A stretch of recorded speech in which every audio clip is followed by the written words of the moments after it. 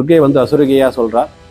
இது கிருஷ்ணாரண்ய க்ஷேத்திரம். இங்கே பிரகலாதன் தபஸ் பண்ணுறார். இது என்னுடைய க்ஷேத்திரம். இந்த க்ஷேத்திரத்தில் நீ விஷ்ணுவை குறித்து பிரகலாதனோட தபஸ் பண்ணனா பெருமாள் பிரத்யட்சமாவார். அபூர்வமான ஒரு ரூபத்தோட பிரத்யட்சமாவார். அந்த ரூபத்தை நீ தரிசனம் பண்ணால் உனக்கு ரூபம் கிடைக்கும்னு சொல்லிட்டு அசுரகி மூலியமாக சொல்லி வசிஷ்டரும் பிரகலாதனும் ரொம்ப அநேக வருஷங்கள் தபஸ் பண்ணி பெருமாள் பிரத்யட்சமாயிருக்கார்.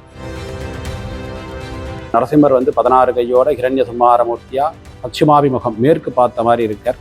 சம்ஹாரம் பண்ணும்போது மேற்கு பார்த்து சம்ஹாரம் பண்ணாரா? எப்போல்லாம் விஷ்ணு உக்ரமாக இருக்காரோ அப்போல்லாம் மேற்கு பார்த்துருப்பாரா? அதனால் இங்கேயும் உக்ரமூர்த்தியாக இருக்கிறனால மேற்கு பார்த்தே இருக்கார். ஹிரண்ய சம்ஹாரம் எப்படி நடந்ததோ அதே மாதிரி ரூபத்தில் இங்கே பெருமாள் பிரத்யட்சமாக இருக்கார். ஒவ்வொரு வேலையிலையும் ஒவ்வொரு ரூபமாக அவருக்கு பிரகலாதனுக்கு பிரத்யட்சமாக இருக்கார். கார்த்தால குழந்தையாகவும், மத்தியானம் யோக நரசிம்மனாகவும், சாயங்காலம் உக்ர நரசிம்மனாகவும் பிரத்யட்சமாக இருக்கார். இங்கே விசேஷமே என்னன்னா பெருமாள் 16 கையில் பஞ்சாயுதங்களும் தனித்தனியாக தரிச்சுருக்கார். எல்லாம் பிரயோக நிலையிலேயே வச்சுருக்கார். சம்ஹாரம் பண்ணும்போது எப்படி உச்சக்கட்ட உக்ரத்தில் இருந்தாரோ அதே மாதிரி இருக்கார்.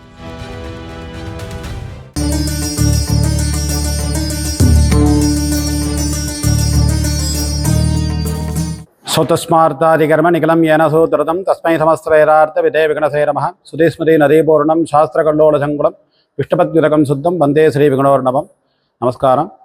இது கிருஷ்ணாரண்ய க்ஷேத்திரன்றது இந்த ஊர். இது புராண பேர் கிருஷ்ணாரண்ய க்ஷேத்திரம். கடலூர் மாவட்டம் சிங்கிரிகுடி இந்த க்ஷேத்திரம் இருக்கிற இடம். இந்த க்ஷேத்திரத்தோட விசேஷம் என்னன்னா பெருமாள் 16 கையோட ஹிரண்ய சம்ஹாரமூர்த்தியாக நரசிம்மர் இருக்கார். ஸ்தலபுராணம் என்ன அப்படின்னா கடலூர் திருவந்திபுரம் தேவநாத சுவாமியை பிரகலாதனுக்கும் வசிஷ்டருக்கும் நரசிம்மனா பிரத்யட்சமானதாக ஸ்தலபுராணம். பிரகலாதன் வடதிசையிலேருந்து தென் திசையை நோக்கி யாத்திரையாக வரார். யாத்திரையாக வரும்போது கடைசியாக தேவநாதன்கிட்ட பிரார்த்தனை பண்ணுறார். நான் உக்ர நரசிம்மராக மறுபடியும் சேவிக்கணும், என்ன பண்ணணும் அப்படின்னு கேட்குறார். தேவநாதன் அசுரகி மூலியமாக சொல்கிறார், கிருஷ்ணாரண்ய க்ஷேத்திரம் ஒரு க்ஷேத்திரம் இருக்குது, அங்கே போய் நீ தபஸ் பண்ணனா நீ எப்படி கேட்குறியோ அப்படியே நான் பிரத்யட்சமாவேன்னு சொல்கிறார். அதனால் பிரகலாதனுக்கு அநேக வருஷங்கள் தபஸ் பண்ணி பெருமாள் பிரத்யட்சமாயிருக்க. வசிஷ்டருக்கு ஒரு சாபம் ஆயிடுறது. அந்த சாப விமோசனத்துக்கு அவர் அலைஞ்சின்னு இருக்கும்போது துர்கை அசுரகியாக சொல்கிறார். இது கிருஷ்ணாரண்ய க்ஷேத்திரம். இங்கே பிரகலாதன் தபஸ் பண்ணுறார். இது என்னுடைய க்ஷேத்திரம். இந்த க்ஷேத்திரத்தில் நீ விஷ்ணுவை குறித்து பிரகலாதனோட தபஸ் பண்ணனா பெருமாள் பிரத்யட்சமாவார். அபூர்வமான ஒரு ரூபத்தோட பிரத்யட்சமாவார். அந்த ரூபத்தை நீ தரிசனம் பண்ணால் உனக்கு ரூபம் கிடைக்கும்னு சொல்லிட்டு அசுரகி மூலியமாக சொல்லி வசிஷ்டரும் பிரகலாதனும் ரொம்ப அநேக வருஷங்கள் தபஸ் பண்ணி பெருமாள் பிரத்யட்சமாயிருக்கார். பிரகலாதன் பெருமாள்கிட்ட பிரார்த்தனை பண்ணுறார், உக்ர நரசிம்மராக சேவிக்கணும்னு. கேட்ட மாதிரியே உக்ர நரசிம்மரா ஸ்தம்பத்திலேருந்து வெளியில் வரும்போது நரசிம்மர் எப்படி இருந்தாரோ அதே மாதிரி பிரத்யட்சமாயிருக்கார். ஸ்தம்போத்பவம் குடுஷபாஷாங் கதாங்குஷாரி சங்கேர் விராஜிதகரம் ஸ்தன யித்னோ விரணபந்தே ரிசமகரத்த ஹிரண்ய பக்ஷஸ்யோ தக்ஷசோத்பவசோட நகாகிரபீமம் அப்படின்னு இந்த ஸ்தலபுராணத்தோட பெருமாளை சொல்கிறது. இப்போ நரசிம்மர் 16 கையோட ஹிரண்ய சம்ஹாரமூர்த்தியாக பச்சிமாபிமுகம் மேற்கு பார்த்த மாதிரி இருக்கார். சம்ஹாரம் பண்ணும்போது மேற்கு பார்த்து சம்ஹாரம் பண்ணாரா? எப்போல்லாம் விஷ்ணு உக்ரமாக இருக்காரோ அப்போல்லாம் மேற்கு பார்த்துருப்பாரா? அதனால் இங்கேயும் உக்ரமூர்த்தியாக இருக்கிறனால மேற்கு பார்த்தே இருக்கார். ஹிரண்ய சம்ஹாரம் எப்படி நடந்ததோ அதே மாதிரி ரூபத்தில் இங்கே பெருமாள் பிரத்யட்சமாயிருக்கார். பிரகலாதன் அது மட்டும் இல்லாமல் மறுபடியும் பிரார்த்தனை பண்ணுறார், நான் பால நரசிம்மனாகவும் சேவிக்கணும், யோக நரசிம்மனாகவும் சேவிக்கணுன்றார். அதனால் ஒவ்வொரு வேலையிலையும் ஒவ்வொரு ரூபமாக அவருக்கு பிரகலாதனுக்கு பிரத்யட்சமாயிருக்கார். கார்த்தால குழந்தையாகவும், மத்தியானம் யோக நரசிம்மனாகவும், சாயங்காலம் உக்ர நரசிம்மனாகவும் பிரத்யட்சமாயிருக்கார். இங்கே விசேஷமே என்னன்னா பெருமாள் 16 கையில் பஞ்சாயுதங்களும் தனித்தனியாக தரிச்சுருக்கார். எல்லாம் பிரயோக நிலையிலேயே வச்சுருக்கார். சம்ஹாரம் பண்ணும்போது எப்படி உச்சக்கட்ட உக்ரத்தில் இருந்தாரோ அதே மாதிரி இருக்கார். இது இந்த க்ஷேத்திரத்தில் க்ஷேத்திர பாலகி விஷ்ணு துர்கை தான் இந்த க்ஷேத்திர பாலகி. அப்புறம் கணபதி இருக்கார். கணபதி ஏன் இருக்காருன்னா கிருடஸ்தானே கணபதி. பெருமாள் உக்ரம் அதிகமாக இருக்கிறதுனால கிருடன் மட்டும் பத்தாதுன்றதுனால பெருமாள் கிருடஸ்தானதே கணபதியும் சொல்லிட்டு கணபதியும் இருக்கார். பெரும்பாலும் வைஷ்ணவ சம்பிரதாயத்தில் துவாரதேசத்தில் தான் நாகராஜ கணேசன் இருப்பார். ஆனால் இங்கே மட்டும் கணேசன் கிருடஸ்தானத்தில் பின்னாடி இருக்கார். அது விசேஷமான க்ஷேத்திரம். நவகிரக தோஷங்கள் இருந்தானா நிவர்த்தி ஆகக்கூடிய க்ஷேத்திரங்கள். முக்கியமாக செவ்வாய்க்கிழமையும் சனிக்கிழமையும் தான் இங்கே விசேஷம். செவ்வாய்க்கிழமை செவ்வாய்க்காகவும், சனிக்கிழமையில் சனிக்காகவும் இருக்கிறார். சனி தோஷ நிவர்த்திக்காகவும் ரொம்ப இங்கே பிரபல்யமானது. இங்கே பெருமாளுக்கு விசேஷமே பானகமும் தயிர் சாதம் தான் விசேஷம். தினைக்கும் சாயங்காலம் நித்திய சந்தானம் சொல்லிட்டு பிரதோஷ காலத்தில் தினைக்கும் பானகம் உண்டு. அதே மாதிரி ஒரு கவலம் சுண்டல் பெருமாளுக்கு சமர்ப்பிச்சிடணும். அது இந்த க்ஷேத்திரத்தோட மகிமை. தினைக்கும் பானகம் இல்லாத பெருமாளுக்கு திருவாராதனம் கிடையாது. சாயங்காலத்தில் தினைக்கும் பெருமாளுக்கு உக்ரமூர்த்தியாக இருக்கிறதுனால பானகம் சமர்ப்பிச்சிடணும். சனகம் கொடுத்துடணும். சனகம்ன்றது என்னன்னா சுண்டல்னு பேர். அந்த சுண்டலும் பானகம் தினைக்கும் உண்டு. இது பெரிய க்ஷேத்திரம். இந்த க்ஷேத்திரத்தோட ஸ்தலபுராணம் திருவந்திபுரத்தோட சம்பந்தப்பட்டது. மார்க்கண்டேய புராணத்தில் இந்த நரசிம்மரை பற்றியும், ஔஷதகிரி மகாத்மியத்தில் திருவந்திபுரத்தை பற்றியும் சொல்லியிருக்கு. இன்னொரு விசேஷம் என்னன்னா இங்கே பெருமாள் மட்டும் மேற்கு பார்த்துருக்கார். மற்ற தாயார் காண்டால்லாம் கிழக்கு பார்த்து இருக்கார், பூர்வாபிமுகமாகவே இருக்கார். இதில் வந்து இங்கே வந்து மொத்தம் 5 தீர்த்தங்கள் இருக்குது. பஞ்ச தீர்த்தங்கள்: பிருகு தீர்த்தம், மார்க்கண்டேய தீர்த்தம், ஜெய்மணி தீர்த்தம், பரசுராம தீர்த்தம், கருட தீர்த்தம் சொல்லிட்டு 5 தீர்த்தங்கள் இருக்குது. இதில் வந்து உள்ளுக்குள்ளே இருக்கிறது வந்து இந்திர தீர்த்தம். இந்த இந்திர தீர்த்தத்தில் என்னன்னா, வசிஷ்டர் தபஸ் பண்ணும்போது இந்திரனுக்கு சந்தேகம் உண்டாயிருது. இந்திர பட்டத்துக்காக தான் வசிஷ்டர் தபஸ் பண்ணுறாரோ அப்படின்ற ஒரு சந்தேகத்தினால அவர் தபத்தை கலைக்கிறார். அது பெருமாள்கிட்ட பிரார்த்தனை பண்ணி பெருமாள் வந்து அவரை வந்து சக்கராயுதத்தால் அவரை விரட்டின உடனே அந்த பிராச்சித்தத்துக்காக இந்திரன் மன்னிப்பு கேட்டு க்ஷமா பண்ணி இந்த தீர்த்தத்தை உண்டு பண்ணுறான். அதனால் இது இந்திர தீர்த்தம்.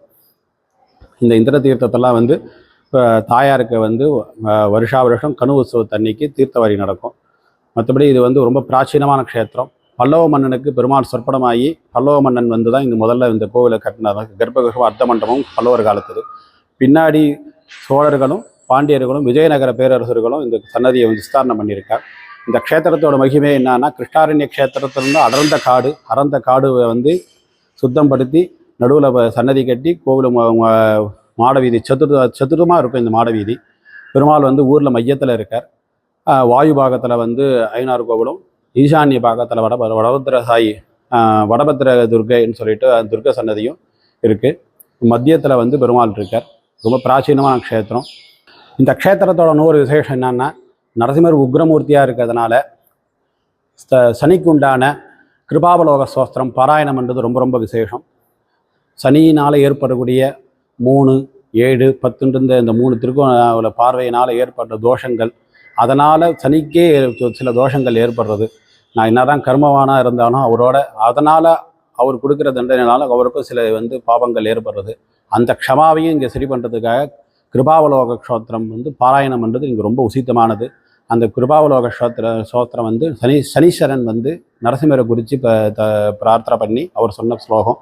நரசிம்மர் வந்து ஒன்னால் ஏற்படுடைய அத்தனை தோஷங்களையும் நான் நிவர்த்தி பண்ணுவேன் அப்படின்னு ததாஸ்துன்னு சொல்லிட்டு பெருமாள் அருணை பண்ணது. ஸ்லோகம் பாராயணம் பண்ணுறது விசேஷம். சுதர்சன அஷ்டகம் பாராயணம் பண்ணுறது விசேஷம். ருணோமோசன ஸ்தோத்திரம் பாராயணம் பண்ணுறது ரொம்ப ரொம்ப விசேஷமானது இந்த க்ஷேத்திரம். இந்த க்ஷேத்திரத்தில் வந்து ரிசும் அனுஷ்டு மந்திரத்தினால பாராயணம் பண்ணுறது, ஸ்தோத்திரம் பண்ணுறது ரொம்ப விசேஷம். இங்கே பெருமாளுக்கு வந்து 5 காலம் நடக்கிறது. இது வைகான சாகமம். கார்த்தால வந்து பிராத காலம், மாத்தியானிகம், சாயங்காலத்தில் வந்து உபசந்தியார்ச்சனம், சந்தியார்ச்சனம், அர்ச்சஜாமன்னு சொல்லிட்டு 5 காலங்கள் நடக்கிறது. எல்லாமே கோவில் திட்டத்தில் நடந்துட்டுருக்கு. இது வந்து ரொம்ப பிராச்சீனமான க்ஷேத்திரன்றதுனால இது பிரார்த்தனைகளோ அந்த மாதிரி ஆராதனைகளோ கிடையாது.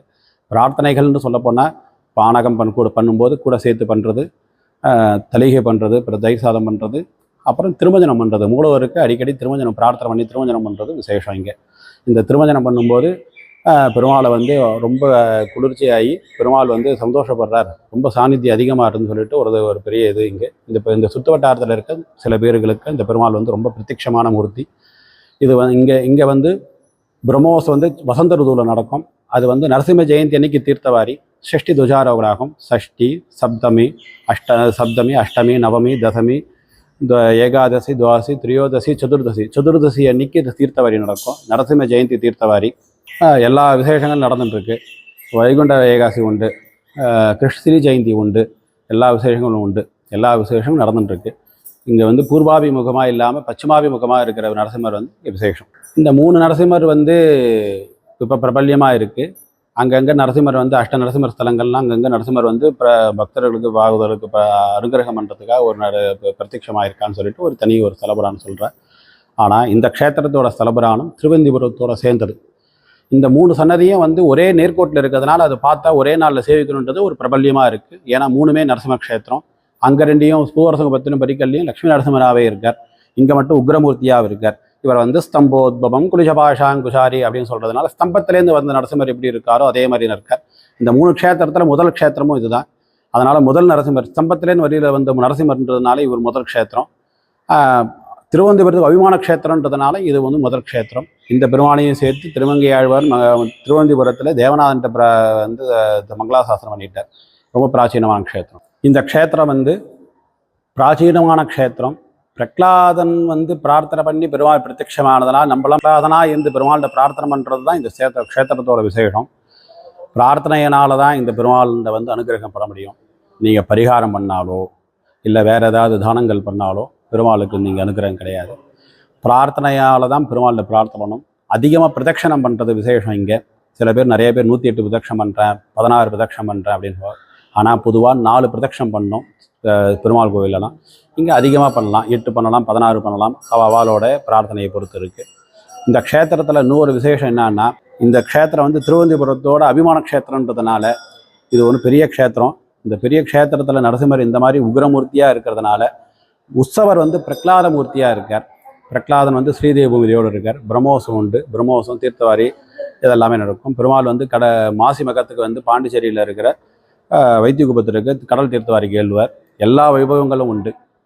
இந்த க்ஷேத்திரத்தில் இன்னொரு விசேஷம் என்னன்னா, இங்கே வந்து வைகுண்ட ஏகாதசிக்கு பெருமாள் காத்தால பிரத்யட்சமாக புறப்பாடாகுவார். சாயங்காலமும் புறப்பாடு உண்டு. அதனால் 2 வேளையும் புறப்பாடு உண்டு.